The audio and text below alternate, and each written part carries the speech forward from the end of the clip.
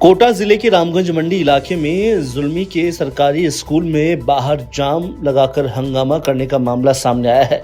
दरअसल यहां पर एक टीचर पर ग्रामीणों ने छात्रा से छेड़छाड़ का आरोप लगा दिया। ग्रामीण टीचर के साथ मारपीट करने और उसका जुलूस निकालने पर उतारू है। इसकी सूचना मिलने पर पुलिस भी मौके पर पहुंची और एहतियातन पुलिस जाब्ते की तैनाती कर दी गई है। साथ ही नाराज ग्रामीणों को समझाने के प्रयास किए जा रहे हैं। इस मामले को लेकर मंत्री मदन दिलावर ने कहा कि इस संबंध में जानकारी मिली है। साथ ही उन्होंने इसको लेकर पुलिस से भी बात की है। फिलहाल पूरे मामले में जाँच की जा रही है। अगर शिक्षक दोषी पाया गया तो उसे दंडनीय अपराध में शामिल किया जाएगा। और सुकेत थानाधिकारी ने बताया कि जुल्मी के राजकीय बालिका उच्च माध्यमिक विद्यालय के शिक्षक वेद प्रकाश बैरवा के खिलाफ एक छात्रा से छेड़छाड़ का आरोप ग्रामीणों ने लगाया है। सर, जुल्मी में एक स्कूल के अंदर हंगामा हुआ और कहीं ना कहीं छात्राओं ने छेड़छाड़ का आरोप लगाया, तो क्या पूरा मामला था? जुल्मी के अंदर सीनियर स्कूल है, जिसकी एक बालिका है जो सीनियर में पढ़ती है। उसने एक वेद प्रकाश बैरवा है, उसके खिलाफ छेड़छाड़ और परेशान करने संबंधी रिपोर्ट दी है। उसने उसे छेड़छाड़ कुछ दिनों पहले बताई, तो उसके परिजनों को उसने शिकायत की। तो परिजन कल उसके पास गए थे, वहाँ भाई ऐसा मत करो, शिक्षक हो आप। तो कल उनके साथ बदतमीजी से पेश आया। तो आज शिक्षक उसके परिवार वाले और परिजन ग्रामीण उसके स्कूल में उसको समझाने गए थे, तो वहाँ भीड़ इकट्ठी हो गई। तो उसके साथ धक्का मुक्की भी परिजनों द्वारा रिपोर्ट दी। उसके खिलाफ उस पर नियमानुसार प्रकरण दर्ज कर लिया गया है और शिक्षा विभाग को भी एफआईआर को भी भिजवा दी जाएगी। तो नियमानुसार विभाग कार्रवाई करेंगे। और हम हमारी तो उसने कृत्य अपराधी कृत्य किया है, उसके खिलाफ कार्रवाई विधिक कार्रवाई की है। आज डी कलेक्ट्रेट में जिला स्तरीय जनसुनवाई का आयोजन किया गया, जहां पर जिला कलेक्टर हरिमोहन मीणा द्वारा जिले के प्रमुख मुद्दों पर चर्चा की गई। इसमें 59 प्रकरणों की सुनवाई की गई और डीएम द्वारा सभी अधिकारियों को निर्देश दिए गए कि जनसुनवाई में आए हुए मामलों का गंभीरता पूर्वक निस्तारण करें और जनता के हित में सभी अधिकारी कार्य करें। आज तृतीय गुरुवार को जिला स्तरीय जनसुनवाई थी, जिसमें अभी तक 59 प्रकरण प्राप्त हो गए हैं, जिसमें कई प्रकरणों का निस्तारण भी किया गया है। और इसकी समीक्षा सीएस सर ने भी राज्य स्तर से की है। इसके अलावा जिला स्तरीय समिति की जो बैठक होती है, सतर्कता समिति, उसकी भी बैठक हमने की है। उसमें कुछ प्रकरणों का निस्तारण हुआ है, कुछ आज नए कुछ प्रकरण भी हमने दर्ज किए हैं। और सभी अधिकारियों को ये निर्देश दिए गए हैं कि संवेदनशीलता के साथ में आम जन की जो जन समस्या है उसका निस्तारण करें और तत्काल करें। जो समस्या का निस्तारण हाथों हाथ हो सकता है या जल्दी हो सकता है, उसको कोशिश करें कि सेम डे में या नेक्स्ट डे उसका निस्तारण हो जाए।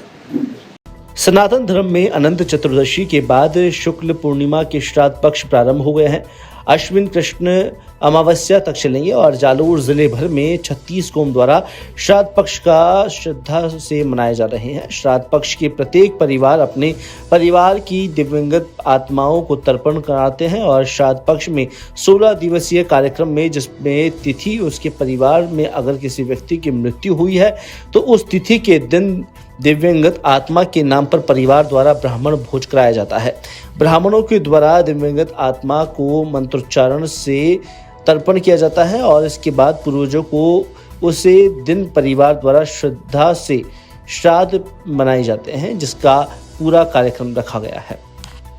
खबर अजमेर जिले के नसीराबाद से है, जहां पर नसीराबाद शहर में कुछ दूरी पर कई वर्षों से मिलावट की घटिया गुड़ बनाने का मामला सामने आया था, जहां पर कारोबार बड़े पैमाने पर चल रहा था, जिसका खुलासा करते हुए फैक्ट्री में आज स्टिंग ऑपरेशन किया गया। इसकी खबर इंडिया वॉइस ने प्रमुखता से दिखाई और खबर चलने के बाद रसद विभाग की टीम ने मौके पर पहुंचकर फैक्ट्री पर दबिश देकर फैक्ट्री में बन रही मिलावट का गुड़ बरामद किया। जहां पर बता दें कि फैक्ट्री मालिक पिछले कई वर्षों से शहर समेत आसपास के ग्रामीण क्षेत्रों में मिलावटी गुड़ बेचकर जमकर चांदी कूट रहा था। टीम के अधिकारियों ने जब फैक्ट्री मालिक से वस्तु विक्रय और फैक्ट्री चलाने का लाइसेंस समेत कई दस्तावेज मांगे तो फैक्ट्री मालिक के पास कोई दस्तावेज नहीं मिला। श्रीमाधोपुर को सीकर जिले में रखने की मांग को लेकर लगातार उग्र हो रही है, जहां पर ये मामला तूल पकड़ते देख आज ज्ञापन दिया गया। श्रीमाधोपुर नगरपालिका और आसपास की 13 ग्राम पंचायतों को नीम खताना जिले में हटाकर सीकर जिले में रखने की मांग की गई है, जिसे लेकर रेडीमेड कपड़ा व्यापार संघ श्रीमाधोपुर और खुदरा व्यापार संघ के लोगों ने मुख्यमंत्री, यूडीएच मंत्री, शिक्षा मंत्री, राजस्व मंत्री और अध्यक्ष जिला पुनर्गठन समिति राजस्थान सरकार के नाम एसडीएम को ज्ञापन सौंपा, जिसमें श्रीमाधोपुर नगरपालिका और आसपास की 13 ग्राम पंचायतों को जिला पुनर्गठन करते समय जिला नीम का थाना से हटाकर सीकर में रखने की मांग की है।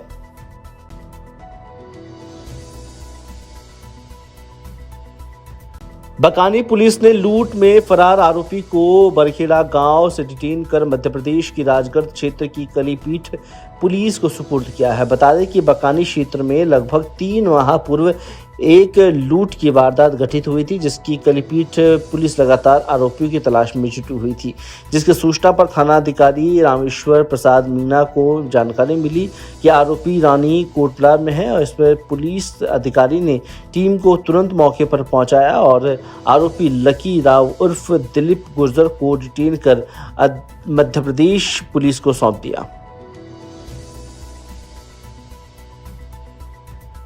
बीजेपी प्रदेश की सह प्रभारी विजय राहटकर ने कहा कि वन नेशन वन इलेक्शन का फायदा देश को मिलेगा और सरकार का बहुत कुछ चुनाव में निकल जाता है, खर्चा या मैन पावर भी लगती है और आने वाले समय में यह एक साथ चुनाव होगा तो सरकार को काम करने का अच्छा मौका मिलेगा। कांग्रेस के साथ बोलने पर उन्होंने कहा कि अभी काम किया है, जो काम करने की आदत है वो सिर्फ दूसरे की टिप्पणी पर कर सकते हैं। उपचुनाव को लेकर बोली विजय राहटकर ने कहा कि उपचुनाव कांग्रेस के लिए चुनौती है, हमारे लिए सिर्फ एक सीट गंवाने के लिए बहुत कुछ नहीं है। कांग्रेस के पास बोलने के लिए है ही क्या? जिन्होंने कभी कुछ काम ही नहीं किया, जिनको खुद को कभी काम करने की आदत नहीं है, वो दूसरों के ऊपर सिर्फ टिक्का कर सकते हैं, उसके ऊपर सिर्फ बात कर सकते हैं। मुझे उनको भी तो कहना है कि आप जब सत्ता में थे या जब आप विपक्ष में भी रहते हैं तो कभी क्या किसानों के आंसू पोंछने के लिए आप कभी गए हैं? जो काम आपने कभी नहीं किया है उस बात पर बोलने का आपको अधिकार नहीं है। हमारी सरकारें बहुत अच्छा काम कर रही है और सभी को साथ लेकर चल रही है।